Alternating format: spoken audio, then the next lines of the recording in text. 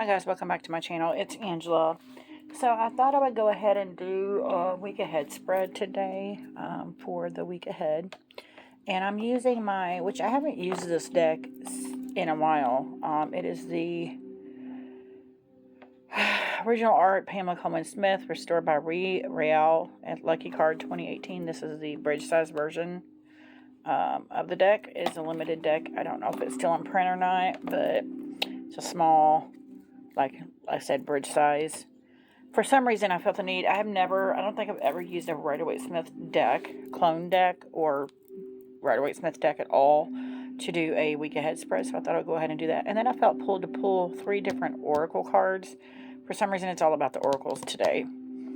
But if you're just tuning in for the first time, usually I do a energy, obstacle, and advice for the week.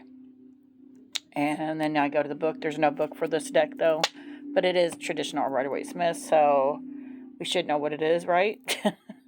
And then I'll just read from these as I get called to. So let's dig in. So for the energy of the week, I drew looks like the Knight of Swords.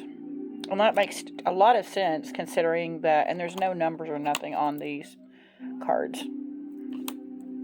That makes a lot of sense. There's this need to drive ahead.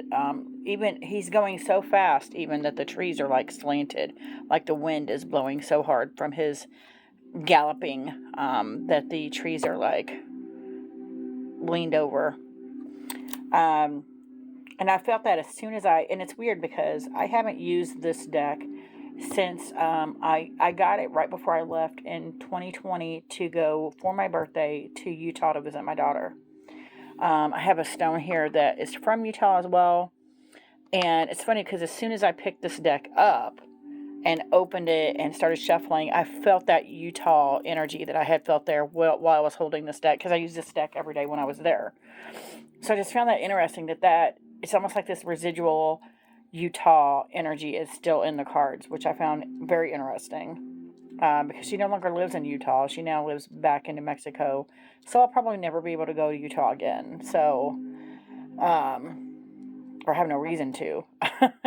And I felt like when I found out she was moving back to New Mexico, it was like, I felt like I would miss Utah just from that short visit. So I just found that interesting that had the same energy that I felt when I was there.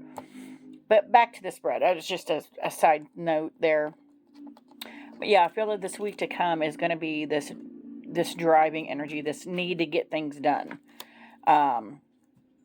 Okay, so then for the obstacle, I drew, looks like the 5 of Pentacles.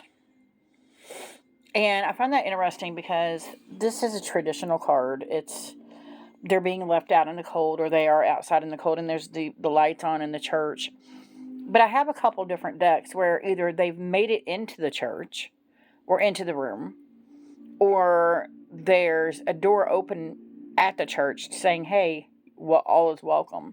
So I feel like even though this is not a swords card, it is more of a swords energy, in that this could be all in your head too, that you feel like maybe you're not welcome somewhere, or you have less than what you actually have. And it's maybe a time to go inward and have this introspection moment of, let's count the blessings I do have, instead of thinking about the negative and thinking about what I don't have. Concentrate on what you do have. And the door, to me, once you recalibrate, I want to say, that mental mindset, which is why I thought of this as a swords feeling. Once you recalibrate that mindset of that thinking, then the door will appear and be open to you, and you will see that it was open all along. So that's what I'm getting there. That's kind of deep. So for the advice for the week, balance. Again, the 2 of Pentacles is all about balance. And see, I feel like this is the hang up this week, this energy of seeing that you don't have anything, or you have no options available to you, when you have tons. You have more than you think you do. You just have to change this mindset, go into it with the driving force that I'm not going to let this stand in my way, and then that will work itself out. You will find your balance. That's interesting. Quite interesting. So for the oracle cards, I drew from the High Priest, or the Priestess of Light Oracle, published by Hay House. It is opening the heart, deep connections, water blessings. And I feel this here where there's a connection that needs to be made here. It may not be with someone else, but it may be just with your inner self. So that's interesting as well. We got this opening the heart, deep connections, and water blessings. And then the other two I pulled are the Divinations of the Ancients by Barbara Michael John Free, Flavia Kate Peters. It is a blue house or blue angel deck. This one was by Sandra Ann Taylor and Kimberly Weber. And then the Mediumship Training deck. For some reason, these two decks, the Divination of the Ancients and the Mediumship Training deck, is the two that called to me the most to pull today for you guys. And I did pull cards. All the cards I pulled ahead of time, I just didn't look at any of them. Let's set this here. See if I can set that there so you can see it better. For the simple fact that I'm trying to be a medium and trying to hone my gifts and hone my craft. And I just kept hearing, like, someone whispering to me, other people are too. Maybe you should give them some direction. So that's part of why I did this spread today. I mean, I usually do a week ahead spread, but I don't go into this detail with it. So these two decks that I've got in my hand were pulled for that specific reason. Because if I've got issues or hang-ups or no direction on where I want to go with my mediumship, maybe this is a way to practice it, and other people may have the same issue. I don't know. You can comment in the comments below and let me know if you are having the same like hang-ups or not feeling lost and not knowing which way to go next. But that's what drove me to do the week ahead spread today, was these two cards. So for the Mediumship Training deck, I pulled the Mind Focus. And again, there's this, it goes hand in hand with what I was seeing in the Five of Pentacles. Instead of the Pentacles, I was seeing more of a mindset change there that needs to change. But it says concentration and focus of the mind are keys to sustaining a strong link to the spirit world. To create a strong link with the spirit world, it is important to build up your psychic connection so communication can move freely back and forth between the spirit world and you. A mind that is not focused cannot concentrate on the task at hand.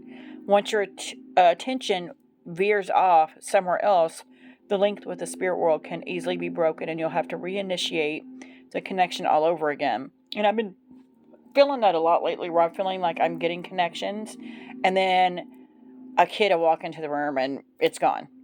Like that. And then I have to start all over.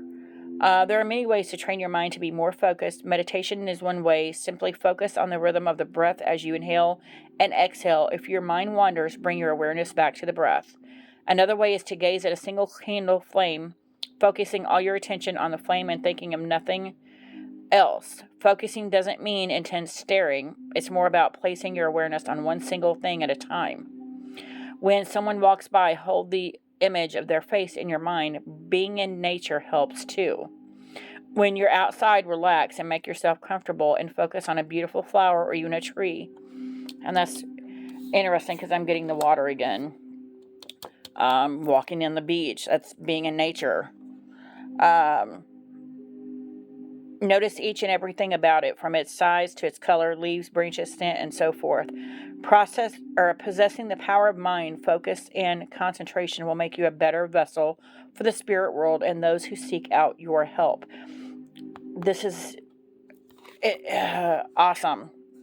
And the partnership card is intuitive walking. So let's pull it out and see what it says. Let me see if I can grab it real quick.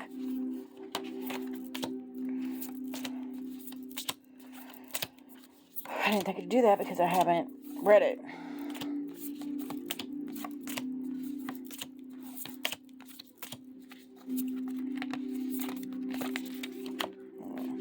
It's going to be the last card. Watch.